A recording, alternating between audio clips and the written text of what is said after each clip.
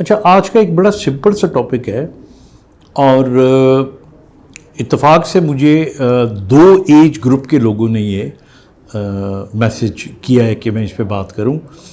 پہلے میں بات کرتا ہوں بڑی عمر کے لوگوں کا، یعنی جنہوں نے مجھے میسج کیا ان کی ایج کوئی تقریباً 70s کے قریب ہے، اور وہ یہ کہتے ہیں کہ جب میں چلتا ہوں تو میں تھوڑا بہت ڈگمگا جاتا ہوں اور مجھے ڈر ہوتا ہے کہ کہیں میں گر نہ جاؤں. اس کے علاوہ مجھے کوئی زیادہ مسئلہ نہیں ہے. میرے قدم تھوڑے سے چھوٹے ہو گئے ہیں، بیلنس کا ایشو رہتا ہے، اور خاص طور پہ جب میں مڑتا ہوں تو، یعنی جب میں چلتے ہوئے ٹرن کرتا ہوں تو مجھے لگتا ہے میں گر نہ جاؤں. ایک دو دفعہ میں گرا بھی ہوں، لیکن میں نے کسی چیز کو پکڑ لیا تھا.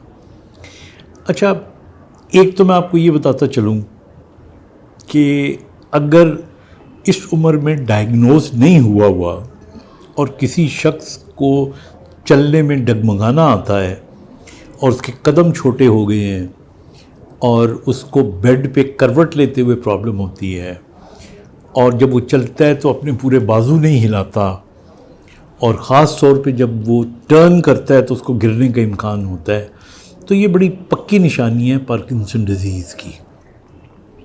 تو پھر ان کو یہ بھی دیکھنا چاہیے کہ کیا ان کا ہاتھ ایسے ایسے کر کے کامتا بھی ہے یا نہیں. تو ایک تو یہ بہت بڑی وجہ ہے، اور اگر یہ ہے اس کو آپ ٹریٹ کریں گے تو پیشنٹ بہتر ہو جائے گا. That's number 1.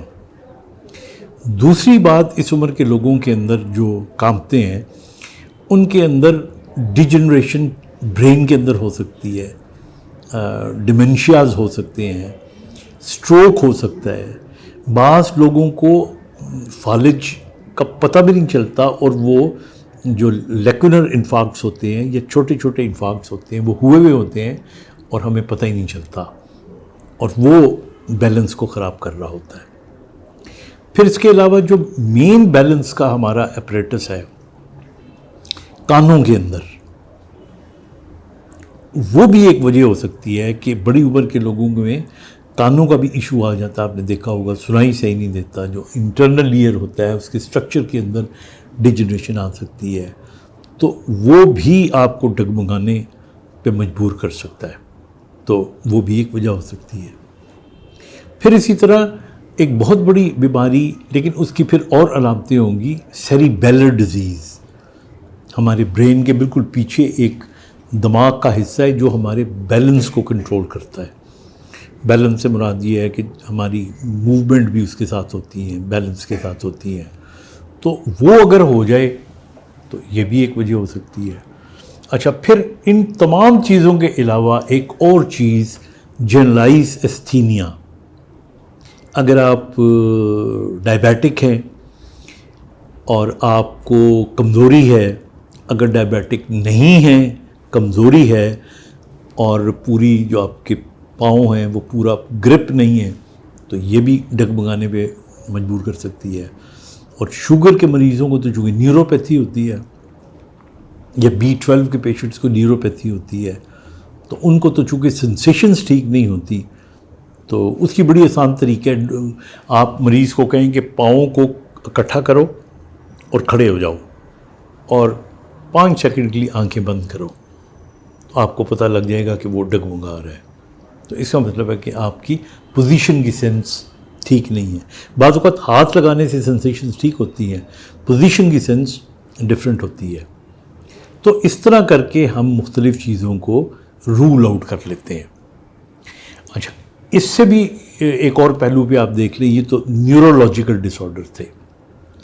اب کچھ لوگ ایسے ہوتے ہیں جن کے اندر آرتھوپیڈک ایشوز آ رہے ہوتے ہیں، مثلاً سپائن ٹھیک نہیں ہے، کمر کے مورے جڑ گئے ہیں، سپیس کم ہو گئی ہے، نروز دب رہی ہیں، جس طرح اسپائنل اسٹینوسس ہوتا ہے، اس کے اندر بھی آپ ڈگمگا جاتے ہو.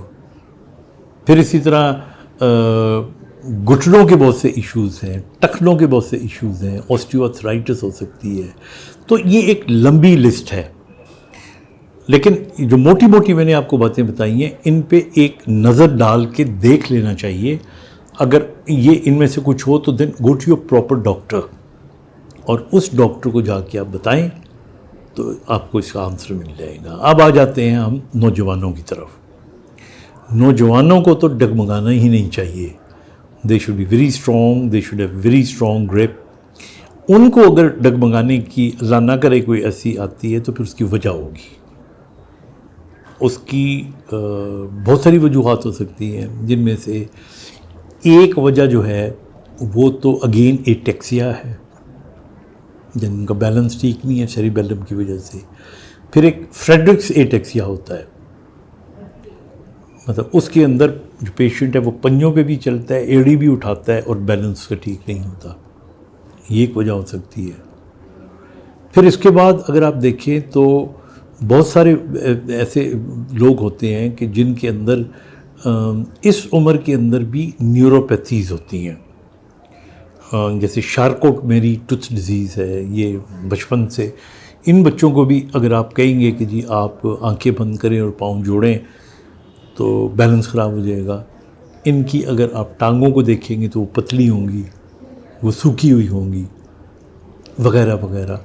तो ये सारी चीज़ें हो सकती हैं।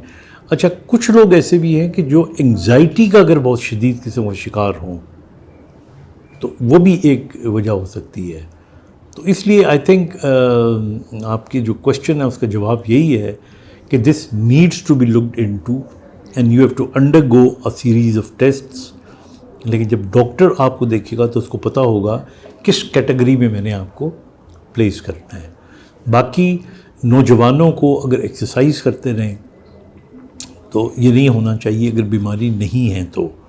और बड़ी उम्र के लोगों को अगर बीमारी है, इलाज के साथ एक एक्स्ट्रा काम ये करने के, वेट अगर ज़्यादा होगा तो डगमगाना कंट्रोल करना बहुत मुश्किल है। तो उसका बहुत सा ख्याल रखें, अपना ख्याल रखें। खुदा हाफिज़।